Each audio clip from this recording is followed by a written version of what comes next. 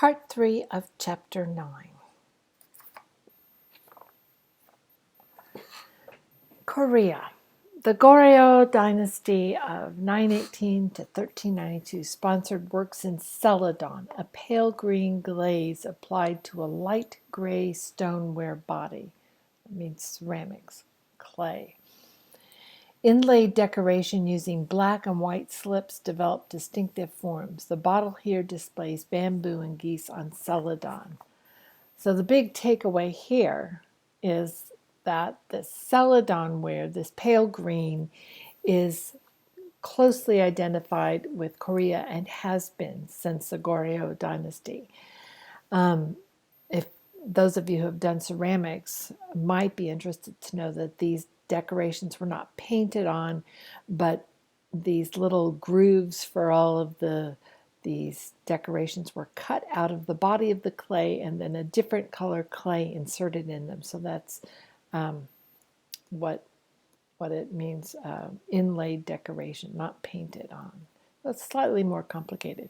Anyway, I'm showing you this because it is so very, very indicative of Korean arts to this very day. So Korean painters turned to their own landscapes rather than imitating those of China for inspiration. Jeong Song's work represents the Diamond Mountains, capturing their craggy peaks with energetic spirit. So you should be able to tell by looking at this that the landscape of Korea is completely different than that of China. But the Chinese culture was so strong up until this point that everybody in Asia, it seemed like, well, Korea and Japan in particular, were imitating Chinese. And that imitation, that urge to imitate is very strong because China was so dominant. China led the way with a lot of arts. Genre painting, a term used to loosely categorize paintings depicting scenes of everyday life, including, among others, domestic interiors, parties, inn scenes, and street scenes. I put that definition there just to help make it really clear to you. So genre paintings were popular. Artists expanded scenes to showcase not Korean nobles, but commoners. Kim Hong-do's roof tiling shows 6 laborers in various aspects of their job. There's a strong sense of narrative, especially in the foreground tableau. Figures have active postures and expressive faces. So here is that roof tiling genre scene. I enjoy these a lot. I showed you one in Greece. I showed you a vase painting of a bronze workshop that showed men making bronze sculptures. And here we have a scene of men putting a roof on and shows all these different tasks. These guys down here are making bundles of tiles, which are then pulled up to the roof, and these guys having fun tossing a tile in the air, but laying the tiles down in an orderly way across here. This man seems to be the foreman. He's just sort of standing there with a big stick watching people. If you look at this man in the lower right, he is planing a piece of wood, and he's using a tool very much like a hand plane today, where you just shave off the wood until it becomes really, really flat and really smooth. So I like this because it shows us how things were done, how things were made. 18th century Korea. Now, moving across to the island country of Japan, things have continued there. You know that Buddhism came over a long time ago, and we saw early Buddhism. We saw Shintoism in our earlier Asian. So Japan is generally peaceful conditions, and the Heian period led to development of a written Japanese language and the rise of vernacular literature. So this is an example of written Japanese. And here, like in other cultures we've seen, particularly the Islamic cultures, we saw calligraphy becoming an art form. We saw it in China as well. And here, this is cursive Japanese, meaning that the letters run together, some of them. These are characters. It goes from top to bottom and right to left. So this is a typical album leaf from the Heian period. And this arrangement of the background looking kind of accidental. That is part of the aesthetic that came over from China. So Buddhism has been there in Japan, as you know, and it remains, but a new sect broke off of the old sect, and this is Pure Land Buddhism. It was a later sect that promised salvation after death through simple faith by chanting the Namu Amida Butsu mantra. So just that one little sentence there sort of should give you the idea that it's quite different from what Buddha was teaching originally about that cycling through incarnations, accumulating good karma, and then when you get to a very high state of being a human, that you can meditate yourself into nirvana. This is not that instead of merging with the one, there is a salvation in a place that it translated is pure land. So it's kind of like heaven or paradise, where instead of your spirit merging with the great one, it retains its individuality, and you sort of dwell in this perfection, in this garden of delight. So the Byodo-in Temple near Kyoto expresses Pure Land Buddhism. It had originally been somebody's home, and then it was converted into the temple for Pure Land Buddhism, and landscaped and added to make it represent or to evoke the feeling of that pure land or that perfection, that heaven. Seen here is the Phoenix Hall across a reflecting pool. And here's another view, so you can get a sense of scale. There's a bunch of people visiting it. So, and I have inside of this is an image of the Buddha. There's another view of the Phoenix Hall. And it's called the Phoenix Hall, by the way. And notice the structure of this, just like the Chinese Buddhist temples we saw earlier and reflected at oh God, I can't even think of it. The earlier Japanese Buddhist temple with the bracketing and the upswinging tile roofs. And it's called the Phoenix Inn because the finials on the roof here are the phoenix, which is the bird that rises from ashes, which could also evoke a resurrection into the pure land. Let's see the inside. So this is the Buddha that is in the inner chamber of the temple. So there's nothing here about the Buddha that actually looks like there's anything different going on. But the teachings of Pure Land Buddhism are clearly different than traditional Buddhism. And here's the Phoenix Hall at night from across the pond, showing that figure of the Buddha sitting there. So he's actually quite large. Let's go back. There should be dimensions on this. Yeah, he's 9 feet 8 inches tall. That's pretty big. And he's gold. Everything about him looks like a traditional Indian Buddha with his top knot, his long ears. He's sitting dressed like a monk, a simple monk with his robe kind of falling off his shoulder.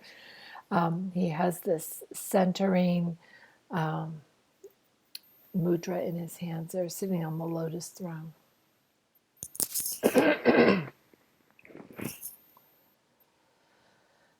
So also from the Heian period is the Tale of Genji. So it talked about some vernacular literature and what it might possibly be the first novel written in the world is the Tale of Genji, written by Lady Murasaki.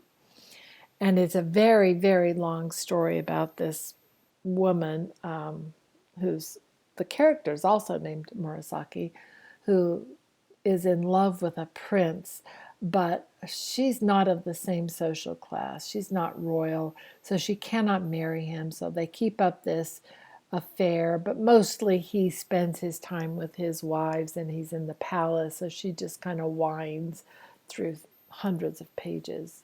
So it's kind of, I think it's kind of a boring book. But you can see the illustration here. It was extremely popular, and see the lack of linear perspective, how the figures are just very lightly drawn. There's a lot left to the imagination. This is Tale of Genji. Now, another aspect of Buddhism in Japan that becomes very important, it started in China, but it really takes off in Japan and becomes more important than it was in China, and that is Zen Buddhism. So, Samurai Minamoto Yoritomo established a military capital at Kamakura to resist the effects of the self-centered courtly world.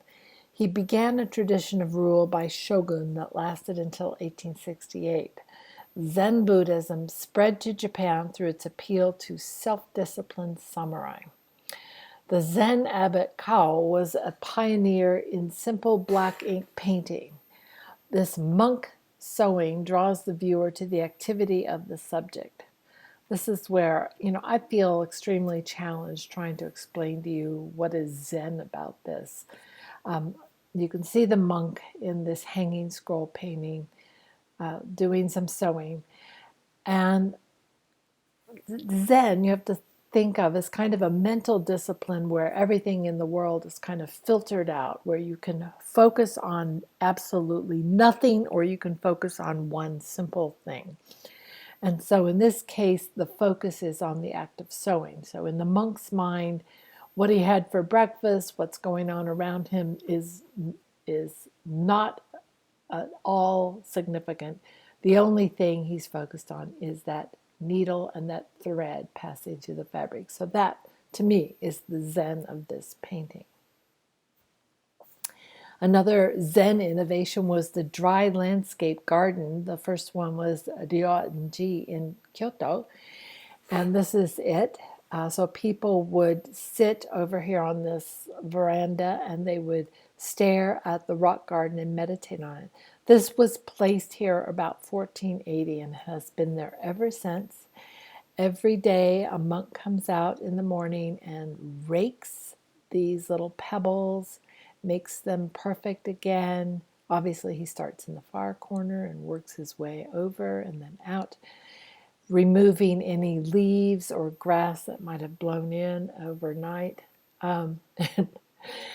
And people meditate on this, imagining that it is the ocean and that these rocks in the garden are islands. So it utilizes borrowed scenery to inspire monks seeking clarity of mind. I have another view of this. There it is. So this shows the veranda where people sit. They still sit to this day and meditate on the garden.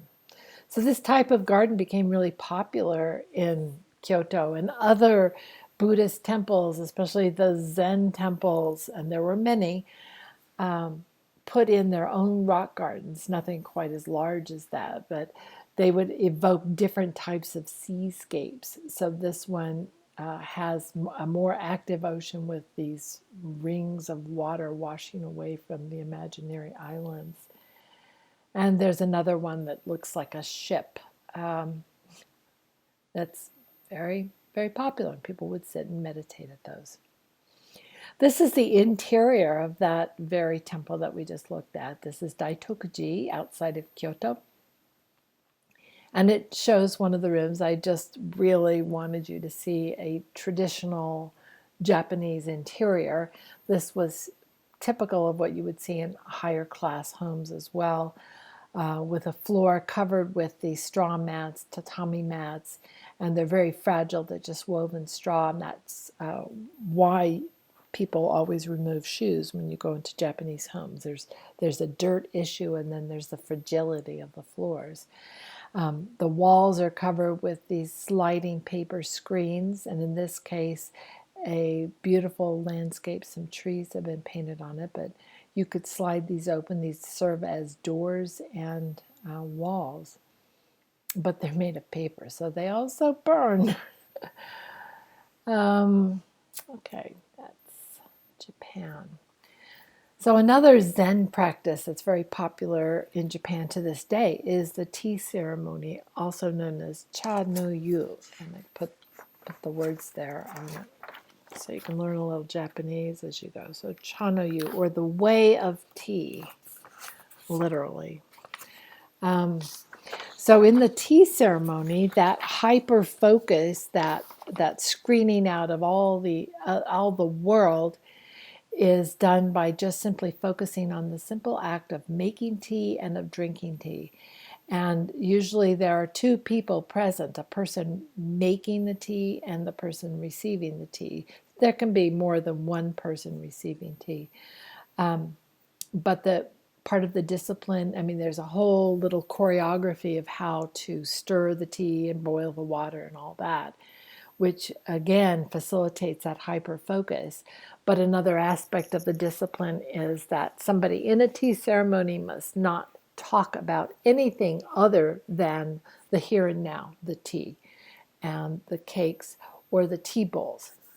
And so because of that, that sort of refined aesthetic from China that I showed you with that green vase and that very subtle landscape, this comes over and into tea ceremony, and tea bowls like this that have this very rough look, this handmade look, but these gradations of coloring are also an accident from the firing process that is out of human control.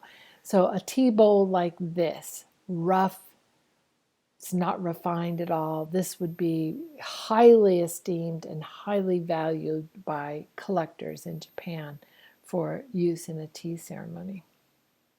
And if you don't believe me, just Google and you can see the cost of some of these tea bowl. This one was made in the 16th century. So during the Edo period in Japan, which dates from 1603 to 1868, peace was asserted through the imposition of Neo-Confucianism as a replacement of Zen Buddhism. The government forbade Japanese people from traveling abroad and most foreigners from entering. So they had this complete policy of isolation. There was only one port in the whole country that was open, and that was Nagasaki, and it stayed open to traders from outside. Most of the traders were Dutch. Today, the city celebrates its Dutch connection, so they have some European-style homes that have survived from that period. They have Japanese kids dressed like Dutch children. These are probably tour guides. And they have a windmills, tulips, but it's all in this sort of Epcot Center of Holland that's in the middle of Japan, in Nagasaki. Just interesting. So Edo, also known as Tokyo, became a center of popular culture associated with tradespeople. This is during the Edo period that I just told you about, when Japan was cut off. So Tokugawa Ieyasu was the shogun. He cut Japan off, as I told you. A pop culture among the tradespeople in Edo flourished with an eat, drink, and be merry, for tomorrow we may die ethos. Kabuki theater, sumo, music, and dance all thrived with celebrity culture. Ukiyo-e, pictures of the floating world. So Edo's pleasure district, the ukiyo, or floating world, was where heroes such as actors, sumo wrestlers, and courtesans emerged. Such people were memorialized in woodblock ukiyo-e prints, produced by the hundreds for distribution. Woodblock prints were the effort of 4 people: the publisher, the artist, the carver, and the printer. The key block was the master drawing. It was inked, then rubbed with a baren to make an impression. So we're going to look at some of these woodblock prints. They were mass-produced, remember, by the thousands, because this fueled the fan economy. People loved They're performers. They would follow actors. They would go to the theater and watch their actors. Everybody had their favorites. So a print like this of a kabuki actor would have been very popular if the actor was popular. So this is Otani Oniji, and he's kabuki's fabulous theater form, and the main characters often have a transformative moment where they get extremely angry, and sometimes their whole appearance changes. It looks like he's gone into angry mode here. You can tell by that red around his eyes. So this is very cool.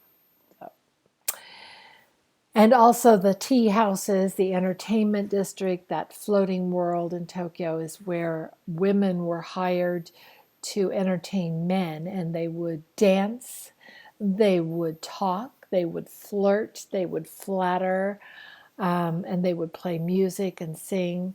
It was all women entertaining men. These are geisha, and the main activity of geisha was the entertainment.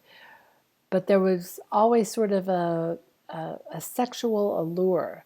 They were not prostitutes, but on occasion they could or might serve in that capacity. But when you see pictures of women in the woodblock prints, they are undoubtedly that. They are these geisha women. So here's Evening Bell at the Clock from 8 views of the parlor from Edo period. 2 women.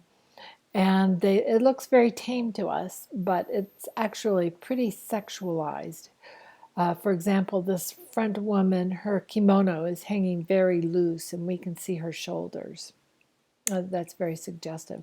The woman behind her kimono is kind of hanging open, exposing just the upper part of her breast. Also very suggestive. The woman on the left is another entertainer, and she worked at this tea shop, the Takashima tea shop, and she's also slightly suggestive with an open neckline. Look at the beautiful patterns of her kimono and her obi and her fan. So this is the standard of beauty. This woman, we would say her face is very stylized. I don't think this represents a real face at all, but it was sort of a standard of beauty. It was, in the eyes of the beholder, this was more beautiful than a real face. And on the right, a sumo wrestler, because sumo grew in popularity. It came from the Shinto religion. It had a religious aspect originally, and it still does. But they became a part of pop culture. People would follow the wrestlers. So this is sumo. So you think all Japanese people are tiny, you should check out sumo wrestlers. And then Katsushika Hokusai did 36 views of Mount Fuji, and he did a whole series because people were becoming interested in Japan as a whole, Japan identity, Japan as a country. And the mountain of Fuji is the sort of the sacred center. It's the highest peak in Japan. And of course, there's a kami there, so Shinto associations. But people could see it on a clear day. You can see it from many places. So he did a series of 36 views of Mount Fuji, and this is probably the most famous. The series was printed until the blocks were worn out. So each of these was created by several different wood blocks that were carved. So each color had a different block. And the Great Wave is possibly the most well-known. These prints were not considered fine art in Japan, but were immediately prized among connoisseurs in the West. So these woodblock prints make their way to Europe, and we will see when we get to the French Impressionists that they will have influence on the French artists at the time, too. Here it is. You can see it a little better, so you can see the many colors. The mountain in the back, you can see these boats. I recently read something about the boats and that they represented a very fast type of boat that would bring in fish into the market, into Tokyo Harbor, really rapidly. So every morning, the fishermen would go out in these and bring in a fresh haul and swoop into the city. So it represented sort of their taste for fresh fish, which, of course, you know about sushi. So that's Mount Fuji. There will be a quiz question. I will ask you what the name of that mountain is. And here's another one from that series showing that same mountain, Fuji, from a different point of view, on the land, on a very windy day. It's one of my favorites here. There you go. And that's the end of chapter 9.